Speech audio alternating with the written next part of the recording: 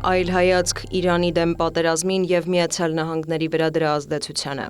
Փետրվարի 28-ին սկսված եւ արդեն ավելի քան 3 շաբաթ շարունակվող Իրանի դեմ ռազմական գործողությունները Միացյալ Նահանգների համար դադարել են լինել միայն արտաքին ռազմական միջամտություն եւ դարձել են ամերիկյան քաղաքական ու տնտեսական կյանքի վրա ազդող գործոն։ Վերջին շաբաթների զարգացումները ցույց են տալիս, որ ի տարբերություն նախորդ ռազմական գործողությունների, այս պատերազմն ամերիկյան հանրության շրջանում չունի լայն աջակցություն։ Յուգովի հարցումների համաձայն մարտի սկզբին Իրանի հարցում Դոնալդ Թրամփի քաղաքականությանը հավանություն էր տալիս ամերիկացիների 39%-ը, իսկ 52%-ը դժգոհ էր։ Մարտի կեսերին արդեն Սպիտակ տան համար պատկերն ավելի է վատ թրացել, աջակցությունը նվազել է, հասնելով 36%-ի, իսկ դժգոհությունն աճել է, կազմելով 56%։ ԱՄՆ-ում հանրային ընկալումների վրա ազդում են նաև պատերազմի տնտեսական հետևանքները։ Իրանի դեմ պատերազմը եւ Հորմուզի նեղուցով նավագնացության դժվարությունները ցնցումներ են առաջացրել համաշխարհային շուկաներում։ Նավթի գները ռազմական գործողությունների մեկնարկից ի վեր աճել են մոտ 50%-ով եւ իրավիճակի չկարգավորման դեպքում առաջիկայում կարող են ռեկորդներ սահմանել։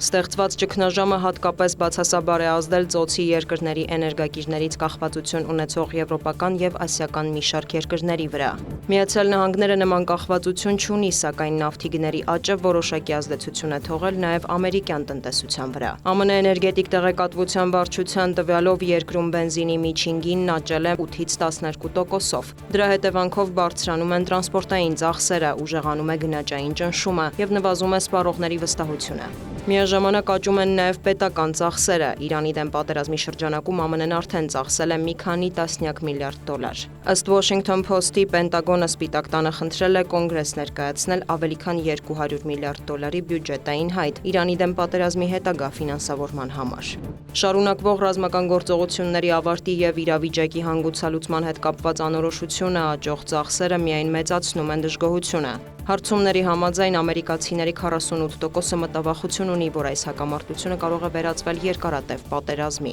Միևնույն ժամանակ ամերիկացիների 61%-ը ցանկանում է, որ պատերազմը հնարավորինս շուտ ավարտվի, եւ միայն 24%-ն է կողմ դրա շարունակությանը մինչեւ բոլոր նպատակների իրականացումը։ Այս խճանկարի ֆոնին ձևավորվում է նաեւ հստակ քաղաքական պատկերը։ Արտաքին ճգնաժամերի ժամանակ ԱՄՆ-ում սովորաբար գործում է դրոշի շուրջ համախմբման էֆեկտը, այսինքն հանրությունը կոնսոլիդացվում է, իսկ երկրի ղեկավարի վարկանիշը կարճաժամկետ կտրվածքում բարձրանում։ Ըստ սոցիոլոգների, Իրանի դեմ այս պատերազմի ժամանակ տվյալ օրինաչափությունը չի աշխատել։ Թրամփի վարկանիշը ոչ միայն չի աճել, այլև նվազել է մոտ 3%-ային կետով, 42%-ից հասնելով 39-ի։ Այս իրավիճակը պայմանավորված է միաժամանակ կառուցվածքային եւ իրավիճակային գործոններով։ Մի կողմից ԱՄՆ-ում խորացած բևեռացումը թույլ չի տալիս ձևավորել լայն հանրային կոնսենսուս։ Մյուս կողմից քաղաքացիները սկսել են զգալ պատերազմի տնտեսական հետևանքները, իսկ արտաքին քաղաքականությունը նրանց կողմից սկսել է ընկալվել որպես կյանքի թանկացման պատճառ։ Արդյունքում պատերազմը ոչ թե համախմբում է, այլ խորացնում է ներքին տարաձայնությունները։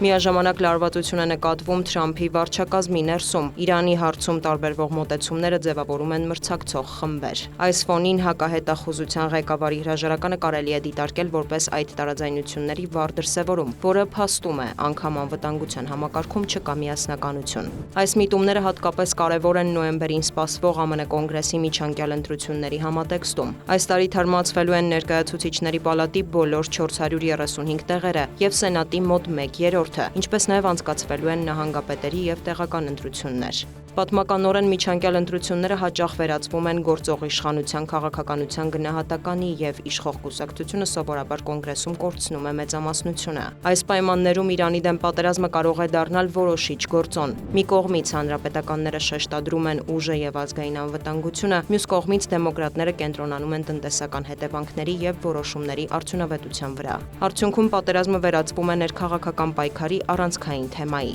Քաղաքական տեսանկյունից ցանկացած պատերազմ կարող է արդարացվել միայն արագ եւ տեսանելի արդյունքների դեպքում։ Օրինակ Իրանի դեմ պատերազմի դեպքում դրանք կարող են լինել ռազմական կարողությունների չեզոքացումը, տարածաշրջանային ազդեցության սահմանափակումը կամ ուժի կիրառմամբ ձեռք բերված համաձայնագիրը։ Ռազմական գործողությունների երկարաձգման դեպքում պատերազմը կարող է վերածվել բավական թանկ եւ ռիսկային գործընթացի։ Առաջիկայում Թրամփի վարչակազմի գլխավոր խնդիրներից է լինելու պատերազմի ավարտը անկախ արդյունքներից, որպես հաղթանակ հանրությանը մատուցելը։ Արդյունքների ճիշտ փաթեթավորումը եւ հանրության հանրության համար մատչելի քարոզչությունը կարող են մեծացնել հանրապետականների շանսերը միջանկյալ ընտրություններին ընդառաջ։ Ամփոփելով կարող ենք արձանագրել, որ փետրվարի 28-ից հետո ձևավորված պատկերը ցույց է տալիս, որ Իրանի դեմ պատերազմը ԱՄՆ-ի ներսում չունի կայուն հենարան։ Աջակցությունը սահմանափակ է եւ բևեռացված, տնտեսական հետևանքներն աստիճանաբար շոշափելի են դառնում, իսկ հանրային լայն համախմբում տեղի չի ունեցել։ Այս պայմաններում հակամարտության հետագա զարգացումները կարող են ազդել ոչ միայն տարածաշրջանային ուժերի հարաբերակցության, այլև Վաշինգտոնի ներքաղաքական գործընթացների վրա, դառնալով 2026 թվականի ընտրությունների որոշիչ գործոններից մեկը։